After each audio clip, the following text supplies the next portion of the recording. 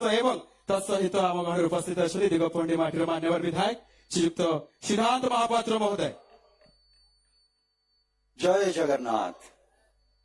जय जगन्नाथ। आज गोपालपुर बेलाभूमि महोत्सव तृतीय दिवस मंचासीन मान्यवर बाचस्पति महोदय, मान्यवर मंत्री मुकेश महालिंग महोदय, मान्यवर मंत्री विभूतिभूषण जेना महोदय, मोर साथी भंजनगर विधायक प्रद्युम्न भाई एवं ता सहित बाकी समस्त मंचासीन अतिथिगण एवं मो आगे बसी समस्त सुधीवृंद आमे आज जिते आसिलु आमे माननीय मंत्री सहित से निष्पत्ति नहीं जे बेसी समय कहवानी एवं आज जो सांस्कृतिक कार्यक्रम कथा रही ता भीतर आमे बाधक हवानी आज दर्शक एवं सांस्कृतिक कार्यक्रम भितर खाली गोटे जिनस मु कहिबी ए जगार मोर गोटे अनुरोध जे एठी समस्ते बाचस्पति महोदय मान्यवर मंत्री समस्ते अछंती एठी ए गोपालपुर बेलाभूमि महोत्सव मो भाबुची जे ये खाली ओडिशा नुह ए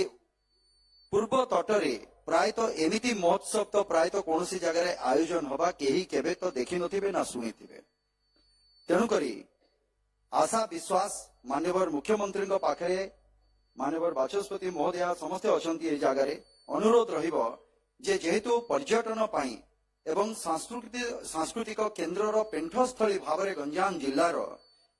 एते बड़ वार्ता बहन करुचे गोपालपुर बेलाभूमि महोत्सव सो पर्यटन जो गोटे कैलेंडर रही आमर से कैलेंडर रे गोटे तारीख निर्धारण करा जाऊ जे एई दिन गोपालपुर महोत्सव अनुष्ठित हब ताहले देश विदेश प्रत्येक जगार लोक माने ए जगह को आसिबे कैलेंडर सहित प्रत्येक वर्ष कैलेंडर रे ए जिनस स्थान पाइब ताहले मो भाबुची ए जो आयोजन हेची जो भली भाबरे आयोजन हेची मो भाबुची ये कोनोसी जातीय अंतर्जातिक स्तर आयोजन ठू ये कम नुहे एवं जदि पर्यटन को हमको प्रोत्साहन दबार अछि ताहले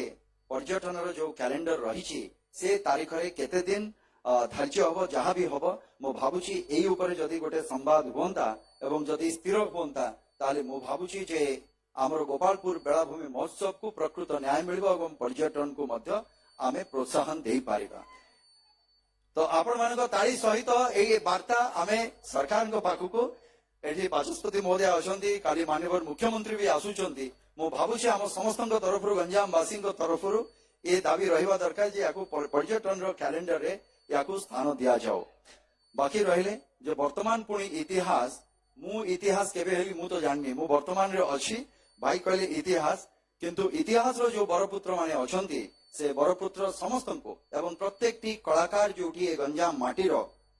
से कवि सम्राट को कथा कहतु कवि सूर्य को कथा कहतु सन्थ अरेखित कथा कहतु समस्त को प्रणाम जनाऊची एवं ये माटी को प्रणाम जन की मो वक्तव्य को मुझे विराम दूची। भारत माता की